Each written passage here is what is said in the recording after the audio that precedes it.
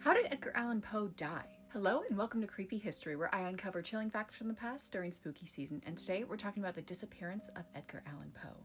One of the big names in American literature, Edgar Allan Poe did a speaking tour in 1849 in order to raise money for a literary magazine he hoped to publish. And around this time, Poe had been writing that he was recovering from what he referred to as a cholera attack. He also claimed to be suffering from hallucinations, but he denied that he had been drinking. This is worth noting because Edgar Allan Poe had struggled with alcoholism throughout his life, so much so that he eventually started advocating for the temperance movement, which frowned upon alcohol. In September of 1849, he was meant to board a ferry from Richmond, Virginia to stop in Philadelphia.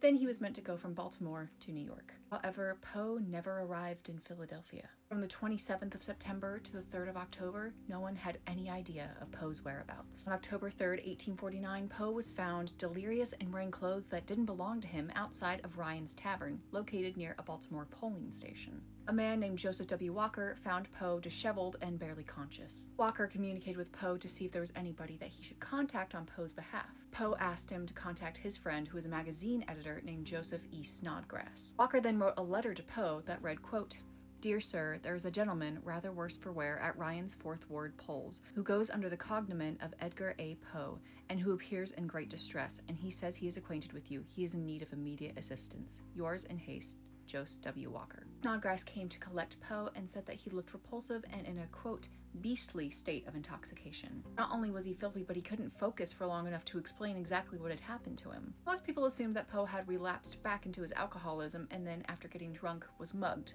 However, after being admitted to Washington College Hospital, the physician who was tending to Poe said that he didn't believe him to be drunk. Nor did he think that Poe had been drinking in the days prior to his admission. Some people theorize that Poe may have been a victim of cooping, which was a form of voting fraud in the United States during the 19th century. Cooping was the act of kidnapping a person and holding them for several days until forcing them to vote according to their own agenda. This particular theory was floated because Poe was found relatively close to a polling station and he was wearing clothes that may not have belonged to him, as many victims of cooping would often be forced to assume false identities. Naturally, the mystery of Poe's disappearance has led to a lot of theories. Some people have pointed to murder, rabies, carbon monoxide poisoning, or even a brain tumor. In Washington College Hospital, Poe was confined to a barred room and denied visitors. It was said that he repeated the name Reynolds, Reynolds, Reynolds over and over again, though who exactly he was referring to by Reynolds remains a mystery. It's reported that his last words were, quote, "Lord help my poor soul," before he died on October 7th, 1849. Poe was originally buried in an unmarked grave, but he was exhumed nearly 25 years later to be moved into a new, more public grave. It seems only fitting that the man who wrote so many mysterious and dark stories ended up having a mysterious and dark ending himself.